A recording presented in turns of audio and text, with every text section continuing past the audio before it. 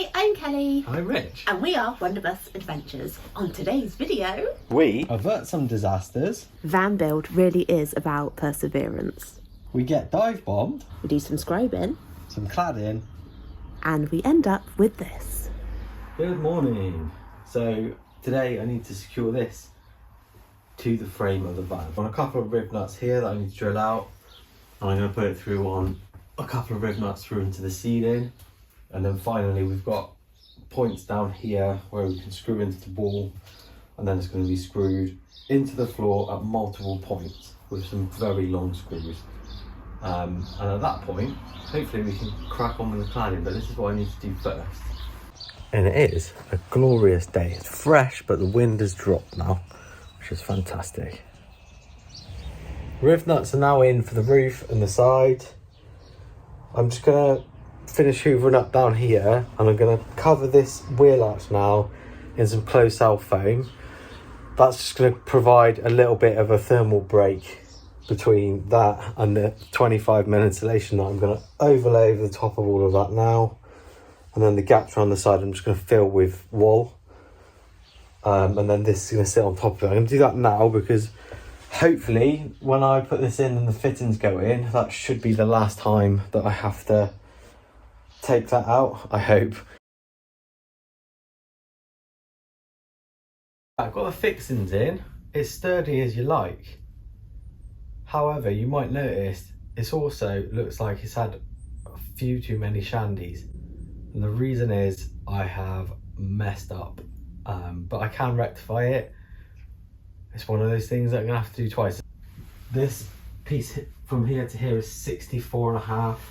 The other side is 63.5. So you can see that it's just pushed it ever so slightly out of square. I don't know how I didn't notice it. It's probably because A, I'm a silly sausage, and B, when I've tightened it up in everywhere, it's pulled it in now to its kind of like true square position. And you can see that it's out, which is not ideal. So what I'm going to do is I'm going to mark up on here a centimetre where I need to make my cut. I need to take this out and cut that back a centimetre as well, and then screw it back together. I should be able to do that whilst it's all in situ if I'm careful, because I don't need to undo this side. Really not ideal, and you know, could be, you know, had a go at for the old adage of measure twice, cut once. But I thought I had this right yesterday. I think this is a key thing here with me is that because I've done one end literally weeks ago, maybe a couple of months ago, and I'm doing the other end now, I should have referred closer back to my original drawings, I guess. Never mind, let's put this right. Hopefully I can get it done quickly. I'll let you know in a minute how long this next time lapse took me.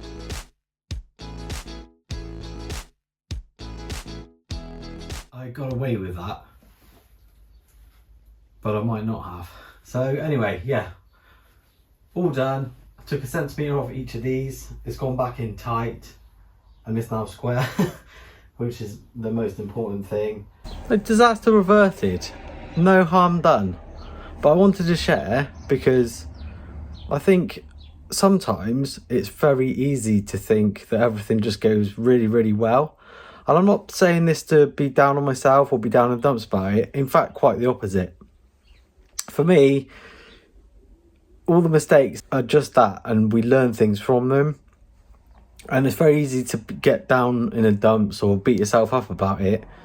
But that's the reality, and I wanted to share that today. You know, you get the Instagram versus reality type stream going on, and this is mine today.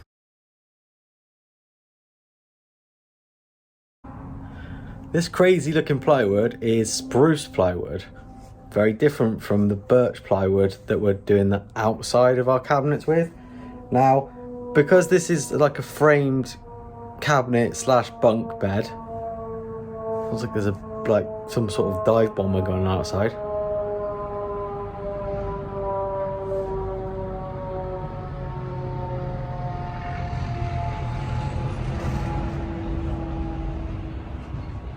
It's going away from me. That's fine. Right, anyway, spruce plywood, 9mm. We're going to line our cabinet with this. So we're basically creating a panelled cabinet. We won't be doing this for the rest of them. Probably not even for the bathroom. But for this one, we wanted it to be like really, really sturdy. And it has got all of those cables running through it too. So we want to hide those. This was about 1/3 of the price of the birch. So we're going to line it with this, and then if we don't like the knotty look of it, I don't mind it, we're going to paint it inside just so it's nice and bright anyway. Actually, I think it looks all right, especially as it's going inside. I think it looks good. And on the outside here, we're going to use the posher, more expensive birch ply to go in on the end. Same here. And the same, we're going to put a big 15mm piece on the front, and then the hope is that I can inset the door to come in here. At the moment we think we're going to use it as a small wardrobe, but actually fairly versatile. We could put more shelves in or drawers or whatever we want really in the future, depending on how we adapt. Been using these, so these are 8cm long screws. I've put them in multiple points all around the frame, and then it's bolted through, screwed through, all down here.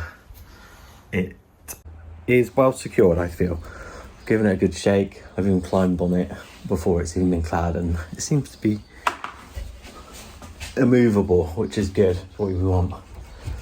Don't want it to go anywhere. Basically, when you're moving the frame, it moves the bus instead of the frame, so it's a good sign.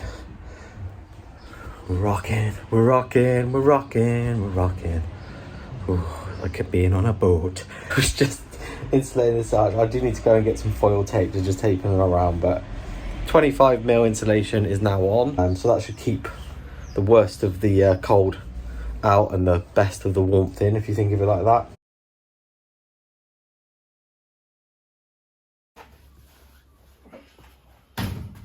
Crikey, move this.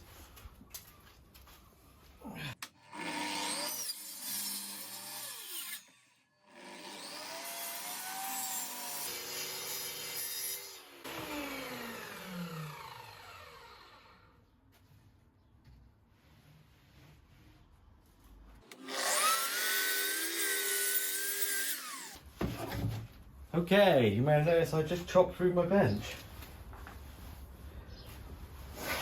Let me cut through here.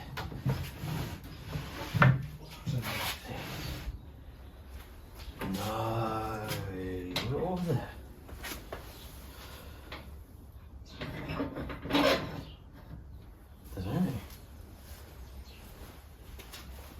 Don't know. One of those weeks, guys, one of those weeks.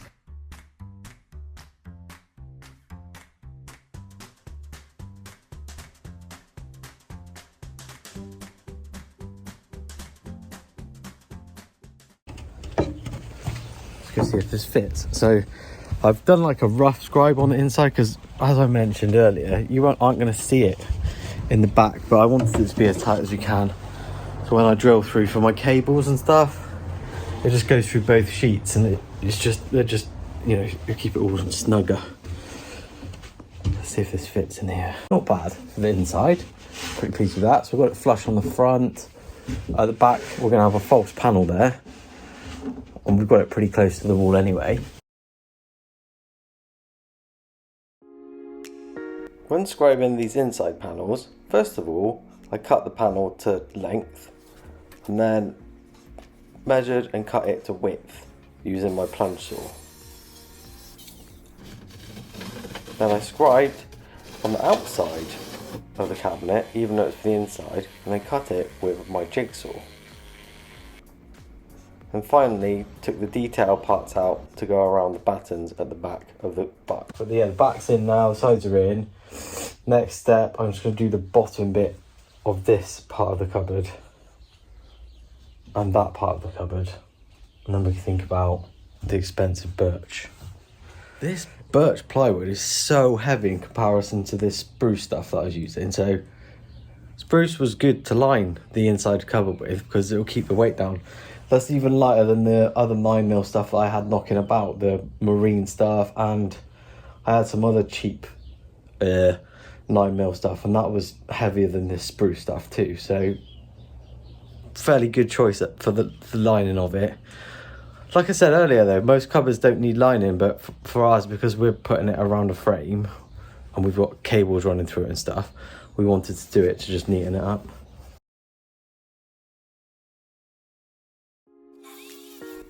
Cutting the birch was basically the same process. So I used my plunge saw to cut it in half, well, to the width that it needed to be.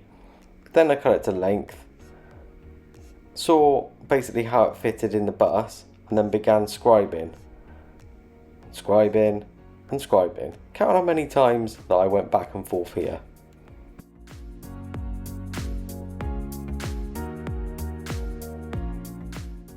Scribing is dusty work. Camera went dead on me last night and it went dark actually, so I couldn't have shown you anyway.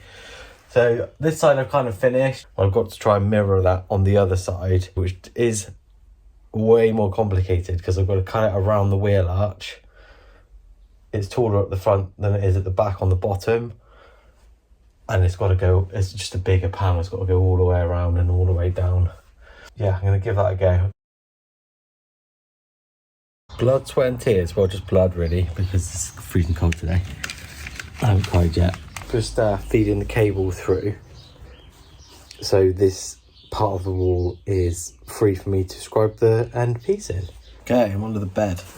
This is the end of the cupboard, and this is where it will meet the electric cupboard. And I've just pulled the cables through down the wall, and I want to run them out here now. Just so I can tack them along the back of the wall before I put the cabinet together. Also, I'm worried that the cable won't quite be long enough, so I'm going to drill some holes out now. So I need some holes for cables, and I need a hole for the heater duct that's going to come back through the other way. So I'm going to drill a hole big enough for that at the bottom and a hole big enough for the cable at the top, so we can run that through. Finally, I'm ready to cut this end one. I'm going to cut it to height and width, just like the other one. Then we're going to start with the scribe. But first, I do need to cut it around the arch. So it's all good fun, this one. It's not good fun. This one is fraught with danger. And it's £64 plus VAT sheet. It's proper danger. This is like danger mouse, danger mate. I've got plenty here because I've cut this board to 70 and it needs to be 66. So I've got a little bit of cut off at the end. Then what I've done here is marked out where the step needs to be. I'm going to cut that out first because it needs to slide over the wheel arch. And up here I've got the other inside board, so I'm going to clamp that and mark where that one came inside and use it as an initial first template. So I'm going to cut it larger than obviously this one is here, and then it'll allow me to scribe it into the shape of the roof. Is the hope. Is the hope. And it's nerve-wracking times, people. Let's crack on. On this birch stuff, I turned the speed of it down, not this low, this is slow-mo, obviously, and use an upswept blade to try and reduce tear out. What an expensive piece of plywood in. I've put screws in the end of this because, ironically, and this maybe might have negated me using this in the first place, our sink's going to be going here, and we're going to have a splashback up to this height, we think, anyway. So literally this bit you can see, and the cupboard's going here. So I've done all of that for basically a strip that will come down and you'll see it. So yeah, but anyway, it turned out all right. Yeah, I put a couple of screws in the end here where they'll be concealed. What we're going to end up doing on this cupboard, at least, is probably making a feature of the screws and using black drywall screws and maybe some of those brass cups that we've used at the front, because I don't mind it. I don't mind the screws. I know some people hate seeing it, and it's probably the bodgiest form of joinery you can do, but I don't mind it. I don't mind it. It's Friday, people. The front of this, I was going to do it in 15mm birch, but I just had a look at the 15mm birch, and it's 15mm, very heavy. So because I've already got a piece that's 1/87 tall of the 9mm, I'm actually going to cut that for the front of this, because the birch is just so much sturdier than normal 9mm. It'll be more than rigid enough, and I know that I can get a fixing in it from the 9mm stuff that I used at the front that was of far inferior quality to this. And then that way I've got a little bit more space back in the van, and it is a lot lighter as well. The 15mm birch that I have remaining, then I know that I'm going to have, because the intended purpose for that was to front this and to make drawer fronts as well for the drawers that are going under the bed, which means I can still use it for that and for the kitchen and stuff like that, where you want it to be a little bit sturdier, a little bit chunkier than just framing this, because the idea is going to come all the way in the front of this to box this off to almost make it look like a cupboard, I guess, but the bed's obviously in here, and then it's going to come down, and I'm going to cut it around this inner frame to basically skin the front of this. And then the door, or of whatever we're going to put in here, will be inset inside of it. At the moment, I'm thinking I'm going to have a shelf fairly high up, and then maybe either a drawer or a pull down, and then underneath a door. But I'm getting ahead of myself as usual. I need to cut the front first and then see how we go. Okay, I've cut the front piece. I'm just going to mount it up. But another thing that seems to take up my time is stuff like this. It's all good fun. Now, I'm actually stood in the cupboard now. Climbed in. And what I'm doing is I'm going to draw around the inside of my cabinet on this front piece. So I have where I need to cut out, basically. Because what I want to do is use that to cut out as cleanly as I can with my plunge saw, and then if I need to I can like rat around the edges. But if I do it this way, I've got a better chance of basically getting it close to where it needs to be to match the outside of the cupboard, and I should be able to use the cutout that I cut out from the middle for the actual cupboard door. I use my plunge saw to make the straight lines on this. I just find it way easier and way more accurate than using the jigsaw. And then in the very corners, use my little Japanese saw to just take the edges off. So yes, Kelly's here now. I'm just showing her how it goes together. It's still dry fitted at the moment. Sliding here, I like that. Oh wow! The bus is rocket, don't come knocking. And this is the lid. Like that. When we screw it all together, we're going to leave this off for the time being, because it'll just make life easier for doing other things. Doing other things in there. Oh, I need to clean the top of that off. Oh no, it's that. Disregard my little things that I made, because this is bodging here, right? So to try and fit the front of it, I haven't got the long enough. Well, the screws are too long, so I made some padding. Okay. Then it's holding that off. But I'm going to go and get the correct screws in a minute. It's like the only screws we haven't got is the ones you need, which is one of those things that happens all the time. And then I've cut this. Oh, cool! Wait a minute.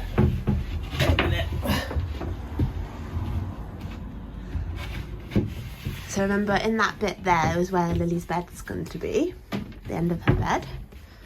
And then here's my little cupboard. It's cupboardy. So that all goes together like that, and then we need to decide what we're going to do in the door, but we've got a bit of time yet, so I need to put it all together. Yeah. And then we'll sand it in situ, I think. I need to get some fine sanding paper. Yeah. Before we varnish it. Oh, that's lush. I love, love, love. Look at all the green. It's so pretty.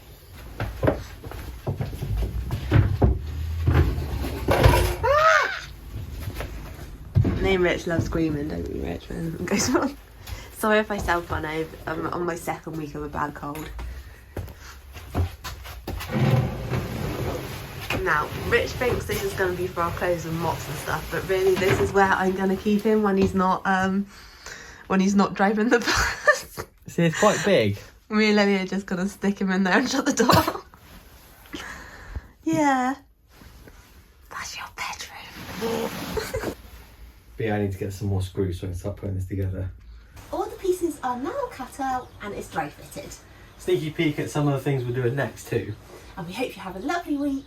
Take care, guys. 1, 2, 3, bye!